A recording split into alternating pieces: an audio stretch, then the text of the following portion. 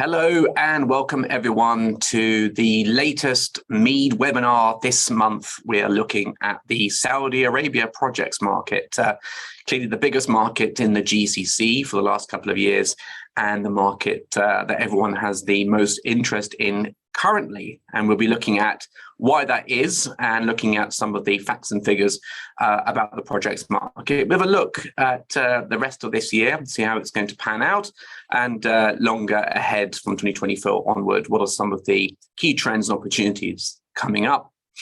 Now, my name is Edward James. I'm the head of content and research at MEED, and I'll be giving you this presentation today. The presentation itself will take about 30 to 35 minutes, after which, as usual, I'll be taking questions from you and giving you the opportunity to ask them, and then I'll be, within the time and as much as I can, answer them, and we'll also take your feedback and comments as well.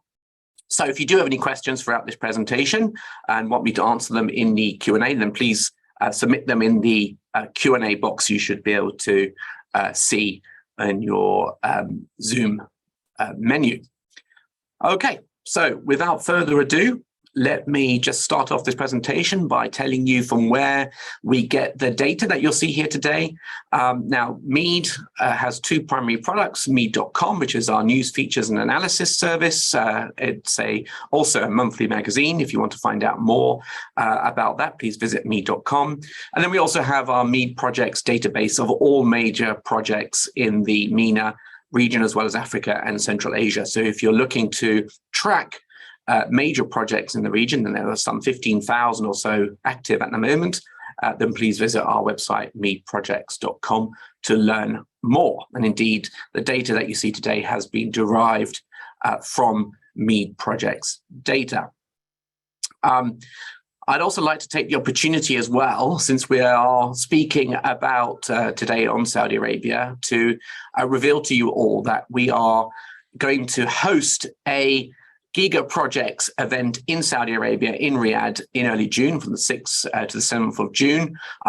This is going to be the best and largest event on the Giga Projects program in Saudi Arabia. So if you're interested in learning more about that, then watch this space, but also please scan the QR code you can see there and to get more details. And of course, we'll be in touch with you over the next few weeks and months to give you more details about this event. But this will be something very exciting. I'll be there. Hopefully, a lot of other very senior speakers from the various major projects in Saudi Arabia who will be able to provide you with an update on what's happening in the region's most exciting projects market.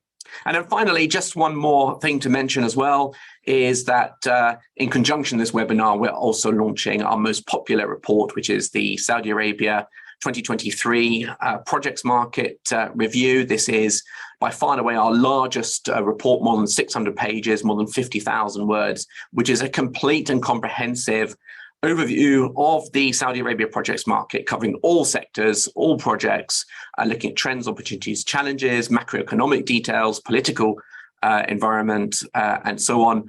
It is the #1 reference tool for anyone interested in the Saudi Arabia projects market. So again, if you want to learn more about that, there's the QR code here for you to scan.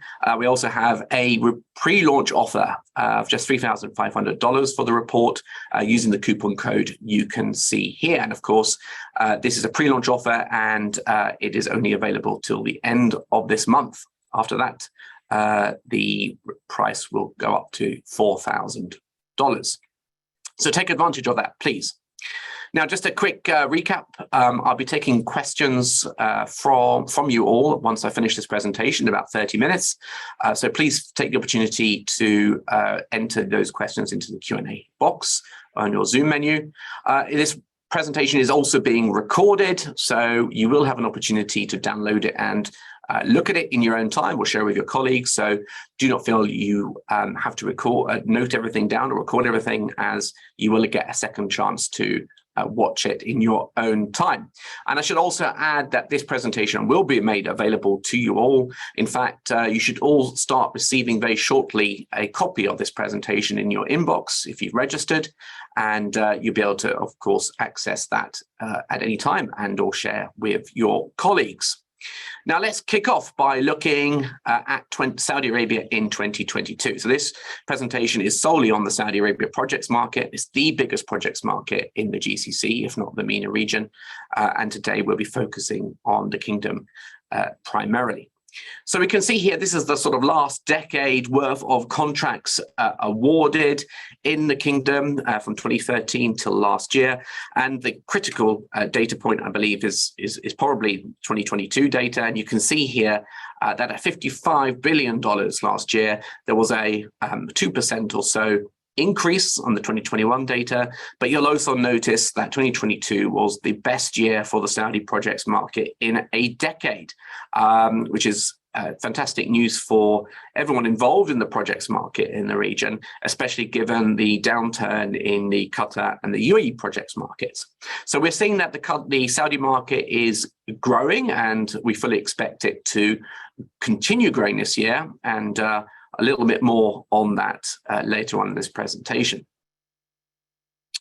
As I said, it's the largest projects market in the region, and you can see how it compares with other markets. You can see that it's more than double. In fact, it's more than double the rest of the GCC markets combined. You can see the UAE fell back last year, as did Qatar, and Oman, Kuwait, and Bahrain are much smaller in comparison with the others. Saudi Arabia, indeed, was the only major market to grow last year. And with, as I said, the downturn in UAE and Qatar, it's not really surprising that everyone today is looking at the kingdom's projects market. It is number one, it's continuing to grow, and it offers opportunities across different segments and sectors. Okay, so looking at the just looking at the market in a slightly different way, that's looking at it by contracts award in terms of number of contracts and the average value of contracts. We can see there's been, with some exceptions, a fairly steady year in terms of number of contracts awarded. Last year, we saw some 360 or so major contracts worth more than $10 million awarded in the kingdom, with a historical average of about 300 projects awarded a year. And then in terms of average value of contracts, we can see that was a big jump last year to approximately $150 million per contract on average, which is second highest after 2013. But in terms of long-term average, we're looking at about $100 million per average contract value. Now, in terms of the sector breakdown, taking that same data and looking at it, how it's broken down by individual segments of the market, we can see here quite clearly that construction is the largest single segment of the Saudi Arabia projects market, as it is across the region as a whole. Some $21 billion of contracts awarded last year in Saudi Arabia in construction, a big jump on the $15 billion awarded in 2021. A lot of that is, of course, coming from the Giga project program, which I'll talk about in a bit. But you can also see that there's a big increase in transport contracts, again, related to a lot of infrastructure work on projects like the line in Saudi Arabia and other Giga projects. We can also see power at $7 billion was the third largest market last year, water too, and oil, of course, and then gas, industrial, and petrochemicals. So we do see ups and downs in certain in certain sectors. Obviously, in some sectors like oil and gas, you tend to have fewer contracts of bigger values, so you do get these peaks and troughs depending on when major project programs are awarded. Okay, and just also looking briefly at the key contracts awarded last year in the kingdom, you can see here that they vary across different segments of the market, but we can also see that it's beginning to be dominated by the construction sector as the Giga Projects program really kicks in. And as you can also see, it's dominated by NEOM at the moment and is likely to continue to be dominated by NEOM in the years to come, given just that it's the world's largest project, and there's so much work still to come. So you can see a lot of different opportunities across different parts of the kingdom, whether it's in the far northwest where Neom is, whether it's in Riyadh, or whether it's in the eastern province with Aramco, or indeed even in the Mecca, Medina areas where there are lots of projects in Jeddah and Mecca and Medina as well. Okay, so now let's look at 2023 and the year ahead and understand how the market is going to perform. Now we can see here that from a macroeconomic perspective, the indications are that Saudi Arabia is moving in the right direction. You can see here since the slump in 2020, of course, due to the pandemic and COVID, we can see that there's been pretty strong growth over the last 2 years, according to the Ministry of Finance in its latest budget statement. And that growth is expected to continue strongly into 2023 with a forecast of 3.5%. 2022 was an excellent year on the back of rising oil prices, reaching 7.4% GDP growth. Compare that with places like UK, Germany, Japan, where markets are struggling to get 1% growth. So you can see just how vibrant the kingdom's economy is. As the GDP has grown, economy has grown, of course, so has nominal GDP.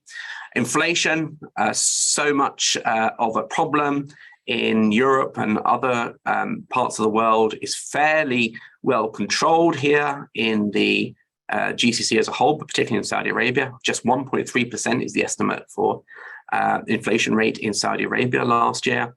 And just moving on to the revenues and expenditures, this is clearly a critical issue for looking at the projects market, due to the fact that most projects are financed by the state in the region. And you can see that the estimates in the 2023 budget statement from the government is that there was $1.2 trillion of government revenues in 2022, which is a record number. And for the first time in 10 years, more than a decade, the kingdom also recorded a surplus. As you can see, revenues of 1.2 trillion in 2022 compared with expenditure of 1.1 trillion riyals. And as you can see, expenditures also increased. Now, looking forward for the 2023 budget, we can see that the government states that it expects revenues and expenditure to be a little lower than 2022, but we mustn't forget that it also said the same thing in its 2022 budget statement, and that the fact is that the budget is based on quite a conservative oil price of about $64 a barrel. According to analysis of the budget, which indicates that with oil considerably higher than that at the moment, it's likely that these budget numbers will be significantly higher than these conservative forecasts of 2023. And I also thought it'd be worth highlighting in terms of a sector breakdown how the budget's going to be allocated this year. And you can see here how much expenditure is allocated to transport and infrastructure, education, municipal services, health, and so on. And you can see that based on that fairly conservative 2023 expenditure number, most sectors are going to see a decline in spending allocations, with a few exceptions. However, given that both revenues and expenditures are expected to be higher this year than forecast, then these might well change. Just a reminder that this presentation is being recorded, so you will get a chance to look at it in your own time. And you should also be receiving this presentation in your inbox in PDF format as we speak. I'd also like to add that you can submit your questions in the Q&A chat box, and I'll get round to answering them at the end of this presentation if I can. Right, just taking a closer look at the 2023 budget spending objectives listed by the Ministry of Finance. There isn't a huge amount of detail on specific expenditure allocations with regards to capital expenditure in Saudi Arabia in the budget statement. However, these are the key points that I was able to derive from the statement, which are pertinent for the projects market. I think most important ones are that the government is looking to build housing for 120,000 families, which would equate to about 30,000 homes on average, or housing units.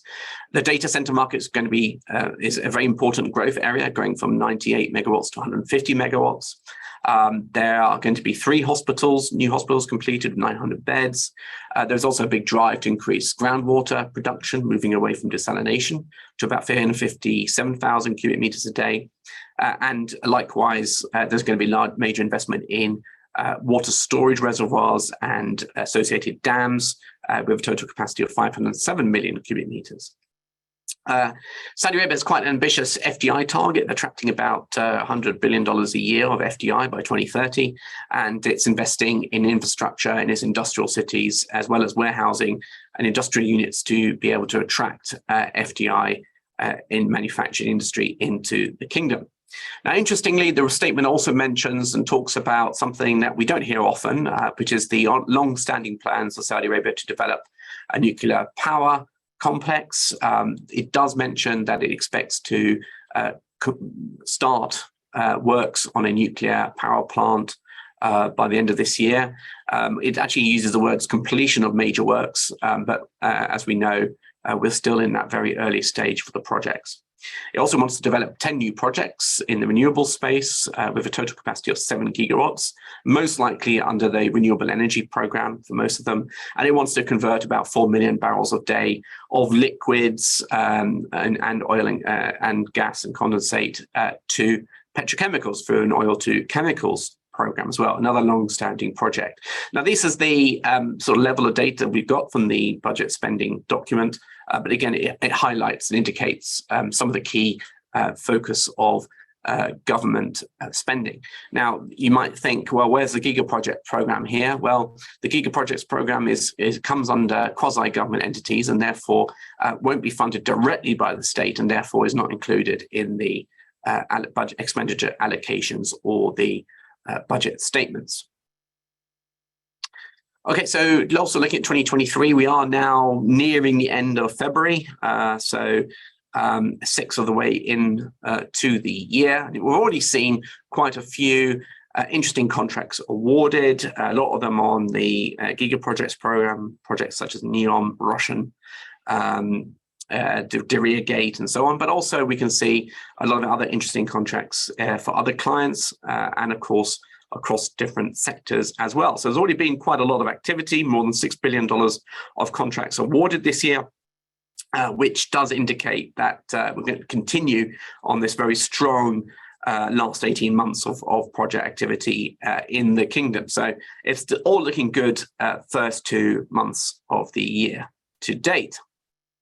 Now, let's take a look more closely at the status of projects out to bid and the current sector breakdown for those projects. You can see that of the projects out to bid, we have construction comprising about 26% of those, maintaining its strong performance and maintaining its lead as the key sector in Saudi Arabia. But then we have a large number of water projects, both by SWCC and National Water Company, NWC, as well as organizations like ENOA, which is part of NEOM.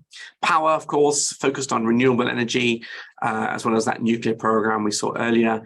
That's a large segment, as is transport. That's roads, railways, ports, airports, and associated infrastructure also performing well. And then we've also, interestingly, got petrochemicals, mainly due to the Almiral main packages, which are due to be awarded any day now. And then followed up, we've got the oil and gas segment as ever. So as you can see, one of the key attractions of Saudi Arabia is the fact that spending on projects is fairly broadly spread across different segments. And that's why it's got something for everyone, unlike maybe the Dubai projects market, which is composed primarily of real estate and construction projects. So it's no surprise that many companies are looking at the kingdom and moving there. In terms of all projects in pre-execution, we can see that of the more than $1 trillion of projects in the pipeline. Some 74% of those are either in the early design, conceptual, or detailed design stage. 11% are in study, and the remainder are either at that very close stage to award, main contract bid, main contract qualification, or bid evaluation, and would be normally expected to be awarded over the next 12 to 18 months. And here we are, we just have some of the key projects expected to be awarded this year, just some of those to keep an eye on now. We're not claiming that all of these will be awarded this year. Projects clearly get delayed or scope changes, or there are other issues, but most of these projects are currently in bid or out to tender, and therefore the expectation would be that normally that they would be awarded over the next few months. And certainly, since we're only in February, the expectation would be that they would be awarded this year. And you can see here, there's a wide variety of different sectors represented here, but again, it's dominated by some of the big giga project clients, such as Roshan's, Hafuf Community, the Riyadh Sports Boulevard, the Zone 6 packages, which are a huge project. Recently, the SPPC, which is the client on IPPs in Saudi Arabia, has launched 4 new IPPs out to bid. We've got the, of course, aforementioned Amiral petrochemical complex awards due any soon. And as you might expect, we've got a number of other big projects from NEOM, as well as Red Sea Global, and a range of other well-known clients as well. So a lot to be excited about this year, a lot already awarded this year. And given the growth in the projects market over the last 18 months, we can be quite optimistic for the year as a whole. Now let's look at 2024 and beyond, as well as some key projects recently announced and some of the key trends which are happening in the market, as well as the key drivers. But before I do so, just again, another reminder that we are in the process of launching our latest report, our most popular report, and also our biggest, which is Saudi Arabia 2023, which is a comprehensive 600-page plus 50,000 word plus analysis of the projects market in the kingdom, looking at every sector, the macroeconomy, political situation, trends, opportunities, and so on. Very deep dive into the kingdom. And we have a pre-launch offer. If you would like to learn more or purchase it, you can have a coupon code here. You can also take it, capture the QR code on the screen. And if you purchase it before 28th of February and use that coupon, you can get a $500 discount on it. Okay, so let's looking at 2024 and beyond. Well, 2023 as well is part of this, but what are the key market drivers? Well, I think, first of all, the key tends to be the growing and fast-growing population in the kingdom.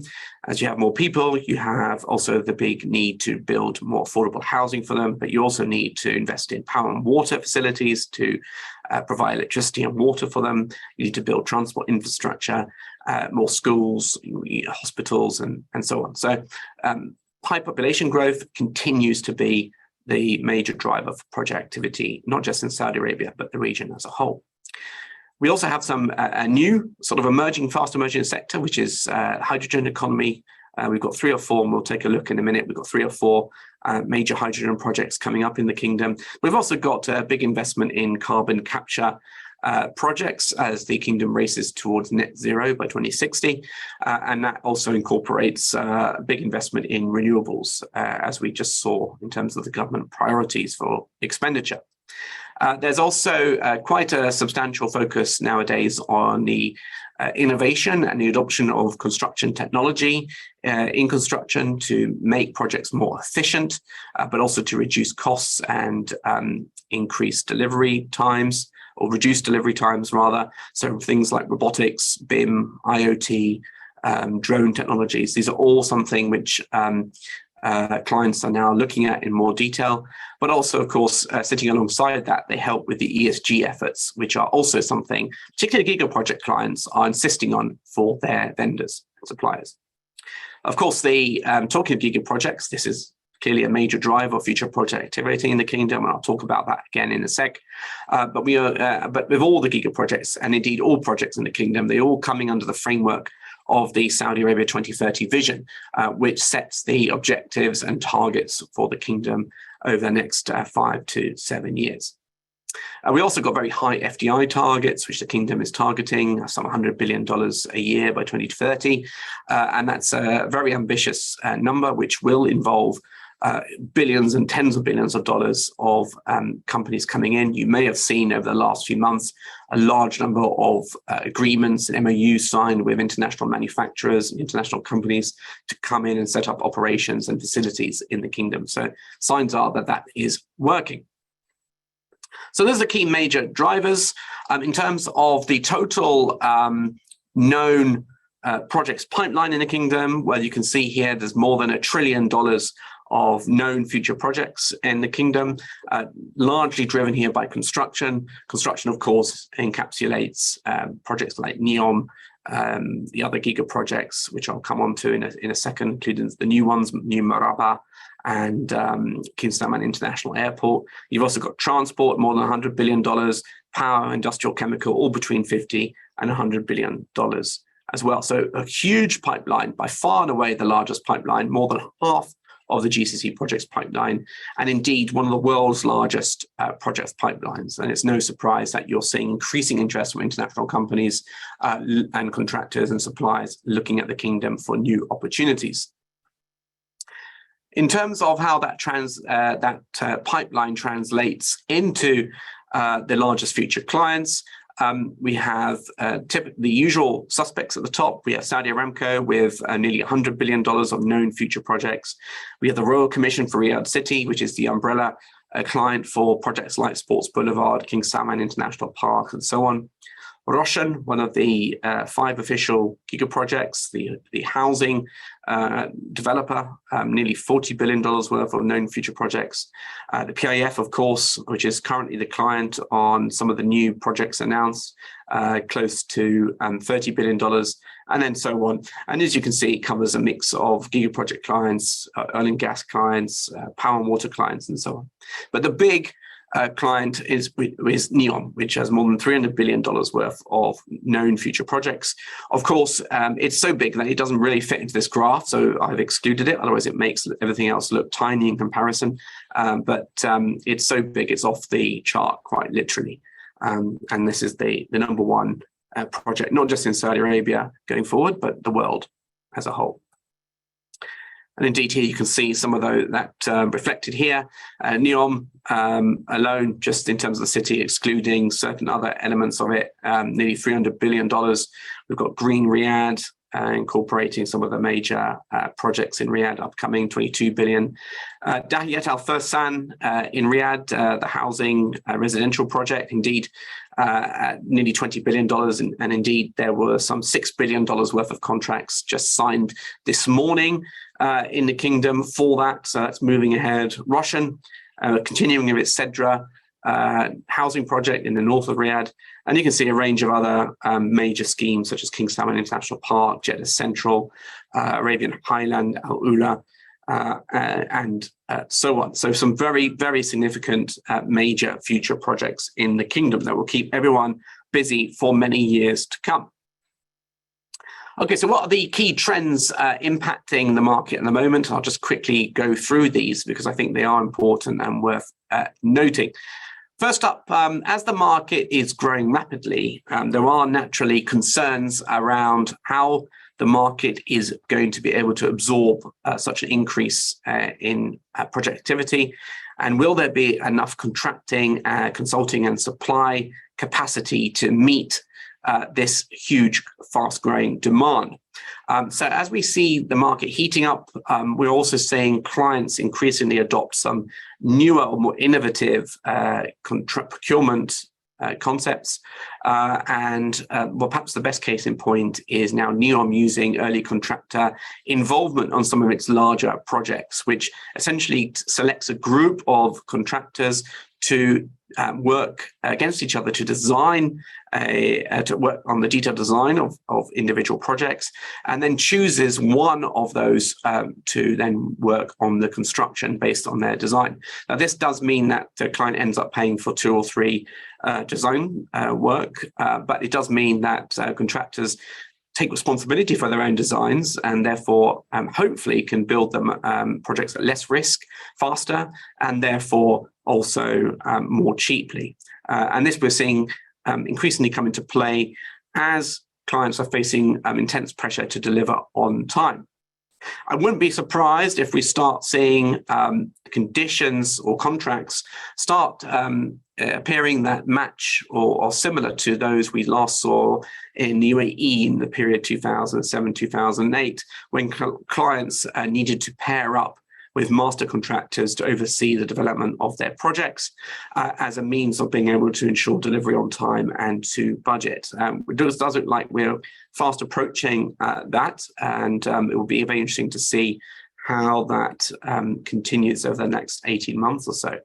Likewise, we are starting to see some of the major clients begin to look at centralizing procurement. It makes a lot of sense for organizations like the PIF, which has 5 official giga projects, but many other development companies under its umbrella with huge pipelines. It does make sense for someone like the PIA to centrally procure key items like plant equipment and other materials as a means of securing supply and long lead items for its projects. And indeed, another way that PIF is working is investing in the supply chain, for example, taking investments in cement companies, and also just last week announcing that it had invested into 4 of the kingdom's leading contractors, Nesma, Seifa, Mabani, and Al Pawani, some $1.3 billion, and thereby ensuring that they have the financial capacity and support to be able to act as national champions on the delivery program in Saudi Arabia. As I mentioned, a lot of emphasis on construction technology, but also on ESG and how the two can work together to reduce emissions and make projects more efficient. And then finally, as well, we're also seeing a sharp increase in PPP projects. In the last couple of years, we've seen major strides forward in the development of schools, PPPs, for example, hospitals, ports, and so on. Sectors which until now had largely been unable to develop projects on a PPP basis. The fact that they are now, and providing reference cases can provide a lot of support for those continuing and opening up an increasing number of new opportunities. Okay, so that's the key trends. Now let's take a look at some of the key projects which we can take a look at and which are taking everyone's attention at the moment.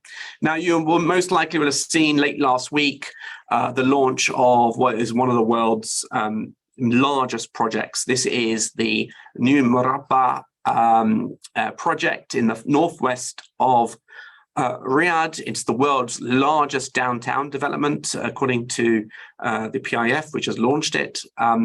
It is some 19 square kilometers, which makes it far larger than anything ever seen. Let's take Dubai downtown, for example, which is about 2 kilometers squared.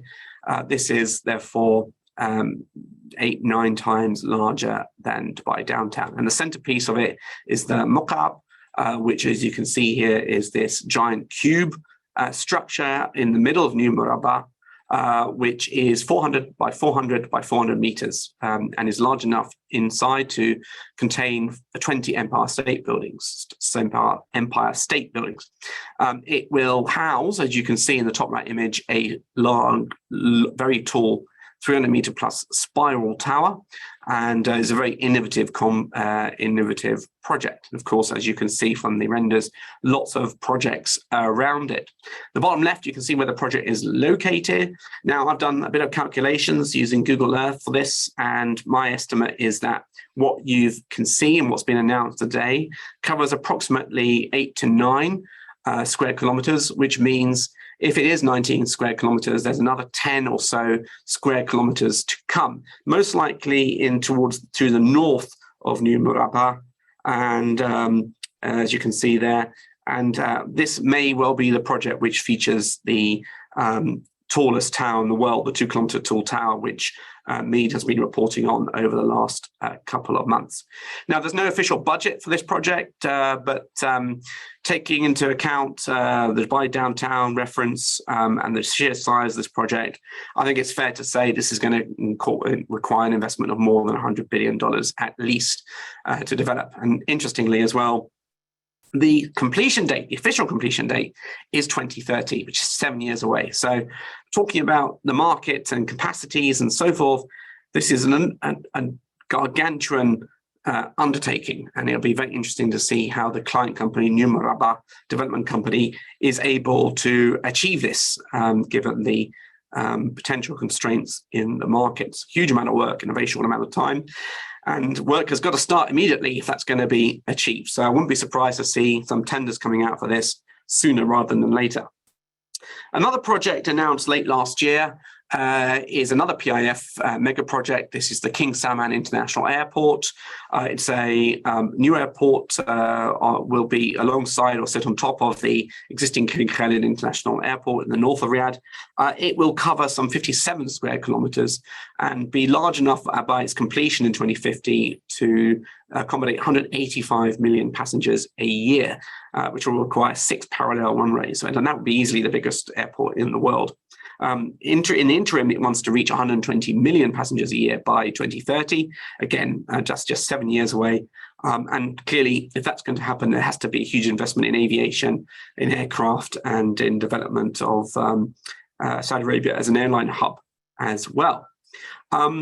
Difficult to estimate the total investment value of this, but again, taking into account similar or nearly similar projects in airports across the region, then it's going to need at least $30 to $50 billion for this to be completed. So another huge project over a short amount of time, which is going to have to start very soon, again, under the PIF, and will be likely, alongside New Murabba, will likely be added to the 5 official giga project list as they become more developed. Now, just shifting across to the oil and gas and hydrogen programs in the kingdom. So we've talked a lot about the giga projects and the sheer amount of construction coming up in the kingdom. But let's not forget that there is a very big ambition for other sectors of the economy. One of those, as we discussed earlier, is the hydrogen program, and mostly green hydrogen, but also a lot of blue hydrogen. And there was, at the moment, some 3 world-scale projects in the pipeline, and I expect there to be many more over the next few months to be announced or launched. The most advanced is the NEOM Green Fuels plant to produce about 1.2 million tons a year of ammonia for export. Air Products is the main client on this, but it's in JV with also NEOM and Aquapower. NEOM recently increased the capex estimate for the project to $9 billion. Construction is well underway and should be completed by 2025, 2026. And this is, without a doubt, the most advanced hydrogen project in the region, and also one of the world's largest.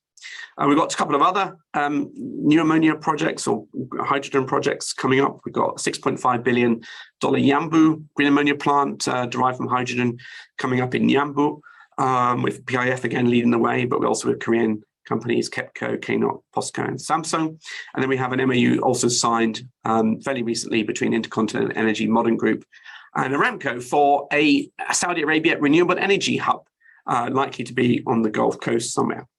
Now, it's not just in hydrogen, green hydrogen in terms of blue hydrogen and the efforts to move towards decarbonisation, net zero. Then Saudi Aramco is, like most NOCs in the region, looking very much at being able to capture CO2 emissions, and indeed it has an agreement with SLB and Linde to do just that as part of its Accelerated Carbon Capture and Sequestration Program, ACCS, which aims to capture about 9 million tons a year of 2027, one of the most ambitious carbon capture programs anywhere. This will involve basically capturing CO2 from some of the northern gas plants like Wasit in the eastern province, and then feeding the captured CO2 by pipeline more than 200 kilometers, about 230 kilometers long in length, for injection into saline water aquifers, and thereby reducing its emissions accordingly. And I'd expect to see a lot more CCU projects implemented on industrial projects, as well as other Aramco scenes over the coming few years as the net zero target looms. Now, also talking about decarbonisation, net zero, then we also should be looking at the power and water sectors. Renewable energy is definitely the mainstay now, as it is across the GCC region, for new generation capacity. REPTO, the renewable energy program, is in full swing. We've seen a large number of some of the world's largest renewable energy projects be awarded over the last 18 months.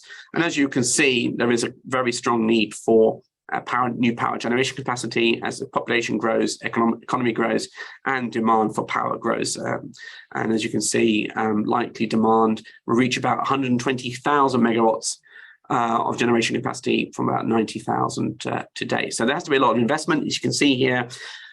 Major investment in solar power, wind energy as well, but also in traditional gas-fired power plants under the SPPC. You can see recently 4 new IPPs were tendered. Indeed, it's important to bear in mind that all new power capacity and all new water desalination or wastewater treatment capacity will almost certainly be done in the IPP basis. So big, strong future investment in water and in power. Now, just going back to some of the giga projects coming up in the kingdom, I've just taken a few interesting ones. Obviously, we just saw the new Maraba project, where we're also seeing and the King Salman International Airport. But I thought I'd just take a look at some more of the interesting ones, which are also coming up. Now, a lot of interest right now in Trojena, because it was announced a few months ago that it will host the 2029 Asian Winter Games, and of course that means that there is a hard stop on the development of this project, and it needs to be completed in the next 5 years or so. Now, Trojena, if you don't know, is a at-altitude project which is part of NEOM, is a tourism and sort of sports adventure project, which will have its centerpiece, as you can see here, this lake, artificial lake, which is going to require a couple of dams to create. And this lake and dam is not just interesting for that aspect, but also for the fact that it will have a dam within a dam comprising an enchanted forest, which people will be able to visit within the dam itself, which will be linked by an underwater tunnel to a visitor center. But not only that, the lake will be linked to ground level, sea level, by a funicular railway system, which called the time travel tunnel, which will essentially allow passengers to experience all 4 seasons in Saudi Arabia, from the desert ground level of the heat.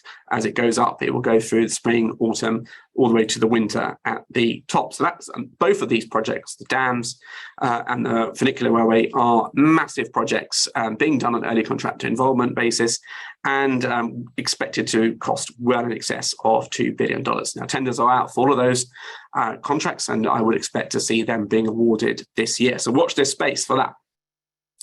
So while we're talking about Trojena, let's take a look at the Giga Projects program in general. Now, I will be doing a dedicated webinar next month, around this time next month, on the Giga Projects program and its updates.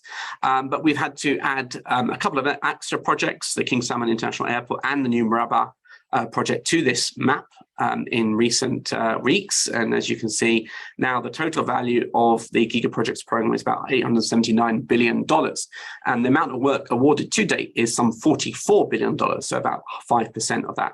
And that's a big jump from last October, when it was about $28 billion. So there's a real acceleration in mega project activity. Now, just to clarify the definition of Giga Projects, Saudi Arabia has 5 official Giga Projects. They are NEOM, the Red Sea Global Project, the Diriyah Gate Project, Qiddiya, and Roshan. However, how you want to classify it, other than that, there are either other mega projects, or you can describe them as Giga Projects. Most of them are part of the PIF. And over the course of time, many of them are likely to be rebranded as official Giga Projects by the PIF and the Saudi government. Just taking a look, now I wanted to just point out to you this graph on the left. You can see in 2021, there's been exponential growth in the Giga Projects program in Saudi Arabia. We saw $23.6 billion of Giga Projects awarded in 2020. This jumped to $12 billion in 2021, and increased, or more than doubled by 103% to just over $24.5 billion last year. So a very substantial increase in the value of contracts awarded, and already we've seen some $2.5 billion of Giga Projects awarded this year to date. Now, interestingly, in the 2023 budget statement, the PIF or the Ministry of Finance announced that the PIF plans to invest 1 trillion reals in new projects by 2025. So 1 trillion reals is about $270 billion, which is far higher than what we've seen already to date. And if that comes to fruition, then, and that's a big if, then there is going to be huge strains on the projects market in the kingdom. And it remains to be seen how the kingdom will exactly deliver such plans. It's a huge amount of contracting capacity, materials, logistics capacity, workforce, labor issues, and so on. And don't forget, that's just the PIF projects. That excludes SWCC, SEC, some of the non-PIF projects, Aramco, SABIC, and so on. So we're going for an absolutely staggering amount of projects if all goes to plan. And it's going to be very interesting to see how Saudi Arabia exactly manages to deliver those projects, especially given the very tight scheduling for them. So that's about it for me for now. Before I go on to the Q&A and answer your questions, I can see more than 40 questions have been submitted, and I'll come now to answer them. But just before I do, again, just another friendly reminder about our Saudi Arabia 2023 projects report. This is our biggest report, more than 600 pages. It's our most popular report year on year, unsurprisingly. And this gives a complete overview of every sector, every project, the trends, the opportunities, the challenges, the macroeconomic environment, political environment, and the other drivers behind project development in the kingdom. 600 pages, more than 50,000 words. If you have any interest at all in the Saudi Arabia projects market, whether you're already active or whether you want to be part of it, then this is an essential read. And as you can see, you get a discount if you order by the end of February. This is exclusive to viewers here today. Use this coupon code, take a photo of the QR code here as well to learn more, and take advantage of this really good offer that we have here today for you. Right, now let's, without further ado, try to answer some of your questions. I will try to answer them if I can. I may not be able to do so to all of them, and of course we also have some time constraints, but I will do my best. So first question is a good one. Which companies can participate in the projects in Saudi Arabia? Are there special conditions? Well, the answer is no. As you can see, there is a huge pipeline of projects. There is huge acceleration of projects. And simply put, Saudi Arabia companies alone cannot possibly deliver on that. There simply isn't the capacity or the supply to be able to achieve that. So Saudi Arabia and the key project clients across the board are actively looking for international companies and suppliers to come into the kingdom to help deliver these projects. You can register with each of the clients in turn. They have clear instructions on their websites how to register as either a supplier, a vendor, or a contractor. And if you are interested, there is a huge opportunity and you will be welcomed with open arms. So I would certainly urge all companies which are not actively working in the kingdom to take a very long, serious look at it.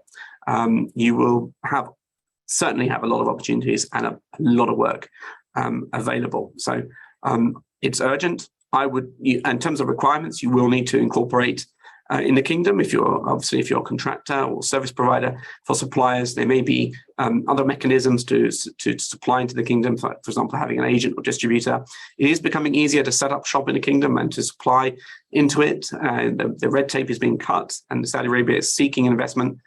So it is easier than ever to participate in Saudi Arabia. So definitely something to participate in. Question here about opera houses in Saudi Arabia. We understand that there are some opera houses coming up. Yes, there are some opera houses. There are also a lot of newer segments of the market coming in, new cinemas, entertainment complexes, segments of the economy of the projects market which weren't seen before.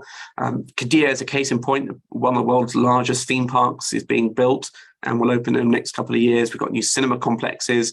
7 Entertainment Ventures, part of the PIF, is opening a range of entertainment complexes across the kingdom. And of course, there are 12 or so major new stadium and sports complexes also planned the kingdom recently announced. But as for opera houses, well, the main one is the Jeddah Opera House, which is being developed under the Jeddah Central mega project under the PIF again. This is planned and will start construction very soon. I don't know if there will be other opera houses, but I wouldn't be surprised if there are in Riyadh for sure, and then maybe in Neom. But this is certainly something which is part of the cultural development of the kingdom as well. So that's something that we wait and see. Question about FDI, what we're referring to here? Well, FDI in Saudi Arabia primarily consists of investment in heavy industry, for example, by Lucid in a new electric car factory, which was announced last year, by steel producers coming in, by pump and valve producers coming in, and basically investors coming in to take advantage of the increased expenditure in projects, but also to fill the space where there's a vacuum at the moment, where there is no local production. At the moment, a lot of the big project companies have to import their key materials. But the objective in Saudi Arabia is to attract these manufacturers to come in, to support them, and to provide a ready-made source or demand source for their equipment and materials. And so a large chunk of that future foreign investment will be by companies like that. And indeed, you will see or have seen a large number of major announcements in recent months. Question about definitions, construction. When I'm talking about construction in this presentation, I'm talking about buildings, hospitals, schools, and towers, villas, and so on, malls, theme parks, hotels. When I'm talking about transport, I'm talking about ports, railways, roads, airports, and so on. When we look at projects being executed, oil and gas is still the largest sector. Of course, we talked a lot about construction, but oil and gas, Saudi Arabia is the largest exporter of oil and gas. So it's going to be a significant player in oil and gas for many years to come. The issue with oil and gas projects is that there is limited visibility on the pipeline of future projects, and therefore the pipeline often seems smaller or is overshadowed by longer-term construction projects. However, oil and gas has consistently been one of the largest sectors in the kingdom and will continue to be so for many years to come. What criteria are used to determine what projects will be awarded in 2023? And what role might political economic considerations play in their contract award? So in MEED projects, when we're looking at projects likely to be awarded in 2023, and by the way, we're not saying they will definitely be awarded, but we're talking about projects which are likely to be awarded. And that was based on the fact that these projects have already been tendered. The main construction contract has been tendered to contractors, and in many cases, the bids have already been submitted. So these are the kinds of projects, given that we're only in February, are most likely to be awarded this year, given the fact that if bids have already been submitted, one would expect projects to be awarded very soon. And so that's the criteria we use. Of course, some of the projects we don't know about and aren't included in that list, which will be added. And then there are projects which are at an earlier stage, maybe design, which are being fast-tracked and will be awarded also this year. Of course, on the other hand, there may be projects which are delayed or which the scope changes, the budget changes, and therefore put back to next year as well. But we're talking about the likely pipeline of projects. Okay, I'm just looking at some of your questions, which ones I can answer. A lot of questions about construction, which I think I've gone into detail about. And again, if you're interested in the Giga project specifically, I am doing a presentation same time next month. We'll send you details about that in due course, which will be focused entirely on the Giga projects program and an update on that. So question here, what's the latest news on NEOM? Well, NEOM is such a massive project. There is too much sort of updates to give. But if you think about it, NEOM is split into various key areas. Trojena, we just saw, is one of them. The line, which is the massive construction project across 120 kilometers, is the second one. That includes a high-speed railway underneath. We've got the Oxygen port. And we've got Sindala Island, the offshore tourism island. In terms of Trojena, well, we saw that the lake and dams contracts are being tendered, as well as the time travel tunnel. We've also seen Oxygen, the main port was awarded last month. The main dredging works were awarded, and work is underway on that. And in terms of the line and the spine, the work is underway on the tunneling for the utilities networks, but also for the high-speed railway, and of course the connector south, which connects the line railway with the Oxygen project, and that includes depots, the junctions, and of course involves a lot of tunneling, blasting work as well over the course of the line. And on Stendala Island, we've seen the contracts awarded for the main hotel projects, as well as some of the marine infrastructure works there. So work is at full pace, and we'd expect to start seeing above ground works commence on the line and in Trojena this year as well. Any news on the Saudi land bridge project? That's a very good question. So the Saudi land bridge project, which is basically a freight and passenger line stretching across the kingdom, it's long planned. From Jeddah through Riyadh to the Gulf Coast. That has been under design and conceptualization for more than a decade now by the Chinese government and in association with the Saudis. There was hope or expectation that when the Chinese President Xi visited the kingdom a couple of months ago, that the land bridge project would be signed. However, it wasn't, but there is high expectations that perhaps it can start moving to a final agreement with Chinese financing sometime this year. And then over the next 10 years or so, we'll start seeing the development of this freight and passenger rail network and offering an alternative to transportation between the major cities in the kingdom. Question here, are these projects available on the MEED projects platform? Yes, they certainly are. All the projects that you see today, in fact, all the graphs you see today are drawn from the MEED projects database. We have some 15,000 live projects under execution and planned in the database, of which a large chunk are in Saudi Arabia. So you can export the data to Excel, and using that data, you can then quantify the size of different sectors, historically, currently, and future, as well as see the lists of what the projects are. And of course, for each project, you can also see the key details of the consultant, the contractors, the bidders, the scope points, the budgets, and latest news on each project. We are tracking each project regularly, every week to every month, with contact details of the key stakeholders on each project, their mobile and email addresses. So it's an ideal a business development tool, but also for companies wishing to do strategy and analysis, as you've seen today. So please visit meedprojects.com if you want to learn more about a subscription to it, and also if you want a demo of the platform. What is the rationale behind the increase in the data center capacity and cloud capacity in the kingdom? So data centers are a big growth area not just in the kingdom, but GCC wide. And that's really because of the policies and strategies of the GCC to keep data within their geographies. So that's better able to control them for security reasons as well. And so the big data center companies like Google and Amazon and Oracle and HP have announced or are building huge data centers in the GCC as part of a means of growing capacity here. And that's really the main driver. As a result, we've seen a large number of new data center projects going out to bid and being awarded.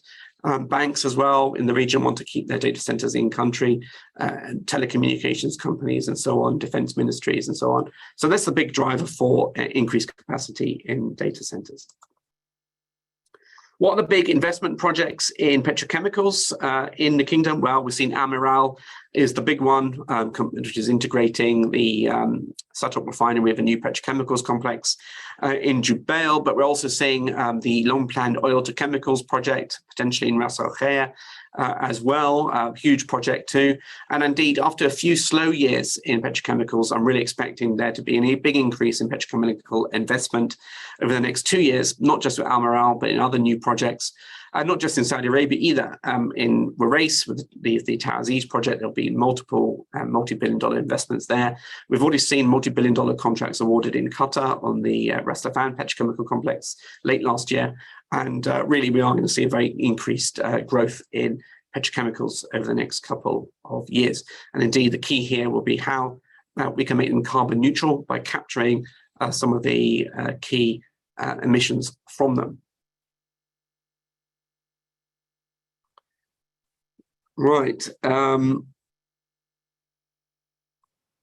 question here, like we often get about local content, and it's true that with such an ambitious projects program, Saudi Arabia is going to want to source a lot of the contracting and supplies materials from within the kingdom, hence the big push to attract investment in manufacturing into the region. But generally from a local content perspective, then contractors, certainly in the oil and gas space, will be needing to meet localization requirements for a certain percentage of local nationals working on the projects and within their companies, and by also sourcing a fairly sizable portion of the materials from within the kingdom as well. So if you are going to invest in the kingdom, if you are going to bid on projects, then you will need to look at setting up shop in the kingdom, but also being able to source locally. And there will be requests and requirements to set up manufacturing hubs in the kingdom and invest locally. After all, you are talking about a $1 trillion projects program, so it's only fair to for the Saudi authorities to request in return that companies also invest locally to be part of this program.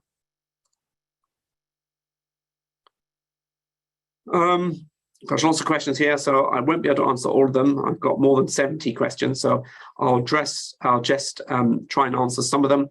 Here's a question about the national champions. Will it create an uneven playing field?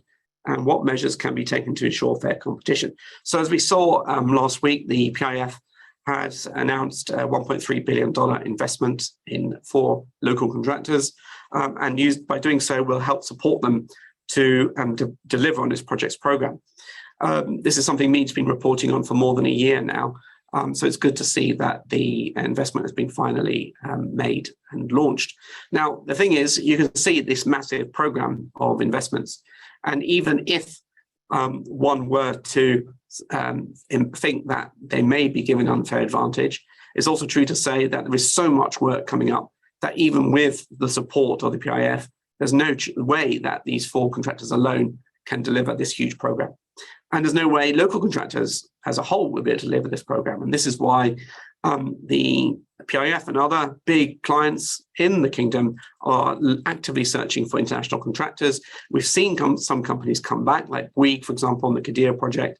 We've seen UAE and Saudi Arabia and Qatar contractors look at Saudi Arabia for the first time, companies like Urbicon from Qatar, Alec from the UAE, because there's so much work available and because work is drying up in the UAE and Qatar. And so it's only logical that we are going to see big Western contractors return to the kingdom or come for the first time, as well as other regional contractors coming in. So regardless of what the PIF has invested in or what it hasn't, there is a massive demand, and therefore there will be work for everyone to come. Who is the consultant who designed the the new Murabba project? Very good question. We don't know. There's been no official news on who has been the master planner or the consultant behind the new Murabba project in Riyadh. So if anyone knows, please let me know. I'll be very keen to know myself. It's a bit of a secret at the moment, but we are actively trying to find out. But I imagine it involved a very large, reputable international design firm. Let me see. A lot of questions which I don't have the time to fully go into them. Another question about the new Murabba project announced earlier late last week. Is it will it be funded by the government? Well, I believe as a subsidiary of the PIF, initial work, particularly in the infrastructure space, will be funded by the government. But I think it's important to note that with all the giga project clients, they are expected to at some point IPO and to stand on their own 2 feet commercially. And we will have, once they're earning revenues, we are expecting them to become increasingly more commercial and as they work towards that IPO. So, for example, we've already seen Red Sea Global get a loan on a commercial basis from local banks with a PIF guarantee, of course. But this is how it increasingly is going to go on. So projects will be financed in the infrastructure space by the PIF or by the government. And then once we start attracting investment and earning revenues when they open, then we'll start to expect them to transition to more revenue generating and standalone type entities funding themselves. So the new Murabba will, I imagine, be the same. Okay, so I'll take one more question since we've exceeded our allotted time. I'm very sorry if I haven't, I won't have answered all of your questions. You've got my contact details here. You've got my mobile, you've got my email address. Please submit the question to me directly or WhatsApp me the question and I will attempt to answer it. So I'll take one last question, really just about how can we register for these projects. Again, so each of these projects are quite decentralized. The Giga project clients are decentralized, and so just visit their websites. They have a vendor registration portal. A lot of them using SAP Ariba, and you can register for each one individually. You will need to register for each one individually to get access to their tenders and procurement pipelines. For other companies like Aramco, they have their own centralized portal as well. You'd have to register for them. And then for all the other clients like SWCC, NWC, again, they all have their decentralized procurement platforms. For ministries and fully owned government entities, then there is the Estidama Monafaset portal where you can access government tenders. You have to pay to register for that. A small annual fee to subscribe, but then you can access all of the tender notifications and buy the tenders accordingly. So that's online and Arabic, so you can use that as well. So plenty of opportunities, but you will have to do a lot of work to register for each of the entities concerned. Okay, I'm really sorry, I haven't been able to answer all of your questions. We had more than 80 of them, and I'm very glad to say we've had more than 1,000 people listen in today, so that's just demonstrates the level of interest in the Saudi Arabia projects market right now. But also just finally to say thank you very much for your attention. I hope you found it interesting and useful. Please get in touch with us if you are interested in the MEED projects platform or the MEED.com news, features and analysis service. Please check out those websites. Please get in touch with us, and also don't forget to take advantage of our report offer exclusively for you today. For those who are interested in the Saudi Arabia projects market, we have our Saudi Arabia 2023 report. Finally, this presentation has been recorded. We have sent it to you by email. You should have received it by now. So you will have the opportunity to listen again in on this, and you will have the opportunity to view this in your own time. So that's it for me for now. I'll be back in a month's time to give you an update specifically on the Giga Projects program in Saudi Arabia. But for now, thank you very much for your attention. I hope you enjoyed it, and I'll see you all again very soon. Thank you very much.